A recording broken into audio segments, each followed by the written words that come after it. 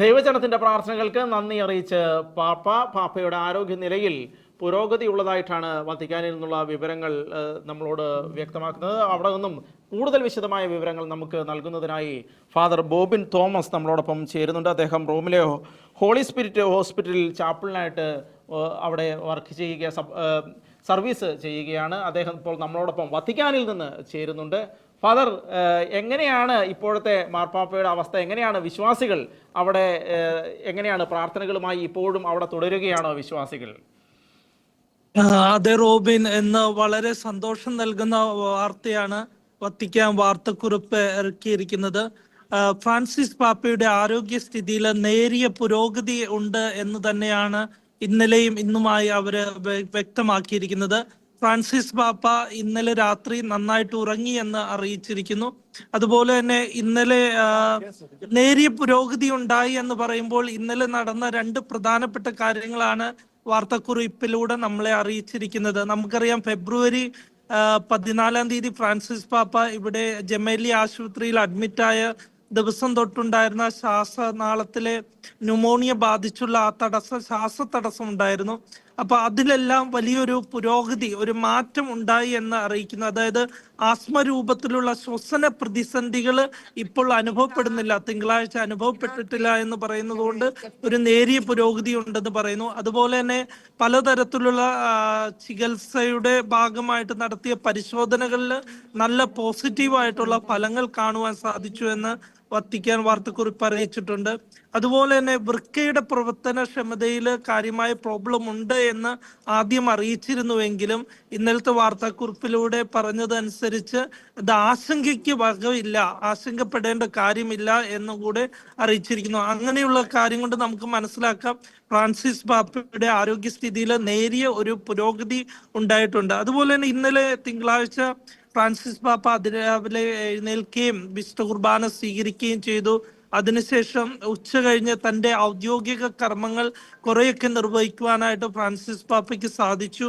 പിന്നീട് പറഞ്ഞത് വൈകുന്നേരം അദ്ദേഹം ഗാസായിലുള്ള ഒരു ഇടവക വൈദികനെ, ഗബ്രിയേൽ എന്ന് പറഞ്ഞ ഒരു അച്ഛനെ വിളിച്ച് അദ്ദേഹത്തിന്റെ ദുഃഖത്തിൽ പങ്കേറി അദ്ദേഹത്തോട് ടെലിഫോൺ ചെയ്ത് സംസാരിക്കുകയും ചെയ്തു എന്നാണ് ഇന്നലെയുള്ള വാർത്തയിലും ഇന്ന് രാവിലെയുള്ള വാർത്താക്കുറിപ്പിലുമായിട്ട് വത്തിക്കാൻ അറിയിച്ചിരിക്കുന്നത്. അവിടെയുള്ള വിശ്വാസികൾ എങ്ങനെയാണ് ഇപ്പോൾ പ്രതികരിക്കുന്നത്? വിശ്വാസികളെല്ലാവരും വളരെ പ്രത്യാശയോടും പ്രാർത്ഥനയോടും കൂടിയാണ് ഇവിടെ ആയിരിക്കുന്നത്. ഇന്നും വത്തിക്കാനിൽ ഒത്തിരിയേറെ ജനങ്ങൾ ഇവിടെ വന്ന് പ്രാർത്ഥിക്കുവാനായിട്ട് കടന്നു വരുന്നുണ്ട്. അതുപോലെ തന്നെ ജൂബിലിയുടെ വിശുദ്ധ വാതിൽ കടക്കുവാനായിട്ട് കയറി വരുന്നുണ്ട്. വരുന്നവരെല്ലാവരും പറയുന്നത് ഞങ്ങളെല്ലാവരും ഫ്രാൻസിസ് പാപ്പയ്ക്ക് വേണ്ടി പ്രാർത്ഥിക്കുന്നു. അതുപോലെ തന്നെ ഇന്നലെ വത്തിക്കാൻ വിശുദ്ധ പത്രോസിന്റെ ചത്തുരത്തില് ഇന്നലെ രാത്രി 9 മണിക്ക് വത്തിക്കാൻ സ്റ്റേറ്റ് സെക്രട്ടറി ആയിട്ടുള്ള പിയേത്രോ പരോളിന്റെ നേതൃത്വത്തിൽ ഇവിടെ ജപമാല നടത്തപ്പെടുകയും ഒരുപാട് കർദിനാൾമാരും മെത്രാന്മാരും വൈദികരും സിസ്റ്റേഴ്സും അൽമായരെല്ലാവരും ഒരുമിച്ച് കൂടി പ്രാർത്ഥിക്കുകയും ചെയ്ത വളരെ മനോഹര രംഗമായിരുന്നു ഇന്നലെ വൈകുന്നേരം. ഒത്തിരി പേർക്ക് എല്ലാവരും പ്രത്യാശയോടു കൂടിയാണ് ഇവിടെ വത്തിക്കാനുള്ളവരും റോമിലുള്ളവരും ലോകം മുഴുവനുള്ളവർ കാത്തിരിക്കുന്നത്. ഫ്രാൻസിസ് പാപ്പ തിരിച്ചു വരുമെന്ന് തന്നെയാണ് നമ്മളെല്ലാവരും പ്രതീക്ഷിക്കുന്നത്. അങ്ങയുടെ പുറകിൽ ഒരുപാട് ജനക്കൂട്ടങ്ങൾ ഉള്ളതായിട്ട് കാണുന്നുണ്ട്. അവരെല്ലാം പാപ്പയ്ക്ക് വേണ്ടി പ്രാർത്ഥിക്കുവാനുള്ള വേണ്ടി വന്ന ആളുകളാണോ അതെല്ലാവരും? അതെ, കുറെ പേര് പ്രാർത്ഥിക്കുവാൻ, അതുപോലെ തന്നെ ജൂബിലി വർഷമായതിന്റെ ഭാഗമായി ഒരുപാട് പേര് ജൂബിലി വാതിൽ പ്രാർത്ഥനയോടുകൂടി അതിനുള്ളിൽ കയറുവാനുമായിട്ട് വന്ന് ചേർന്നുകൊണ്ടിരിക്കുന്നവരാണ്. ലോകത്തിന്റെ പല ഭാഗങ്ങളിൽ നിന്നുള്ള അനേകര് ഇന്നേ ദിവസം ഇവിടെ വന്നുകൊണ്ടിരിക്കുകയാണ്. അതുപോലെ തന്നെ ജമേലി ആശുപത്രിയിലും രാവിലെ കാണുവാൻ സാധിച്ചത്, അവിടെയും ഒത്തിരി പേര് വന്ന് വിശുദ്ധ ജോൺ പോൾ രണ്ടാമന്റെ തിരുസ്വരൂപത്തിന്റെ മുന്നിലിരുന്ന് വളരെ വിശ്വാസത്തോടുകൂടി പ്രാർത്ഥനകൾ നടത്തുന്നുണ്ട്.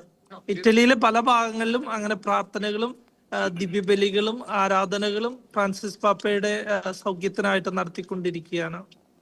വളരെ നന്ദി ഫാദർ, ഞങ്ങളോട് പ്രതികരിച്ചതിന്. ഫാദർ ബോബിൻ തോമസ് ആണ് വത്തിക്കാനിൽ നിന്നും ഇപ്പോൾ നമ്മളോട് പ്രതികരിച്ചത്. വളരെ നന്ദി ഫാദർ, ഞങ്ങളോട് പ്രതികരിച്ചത്.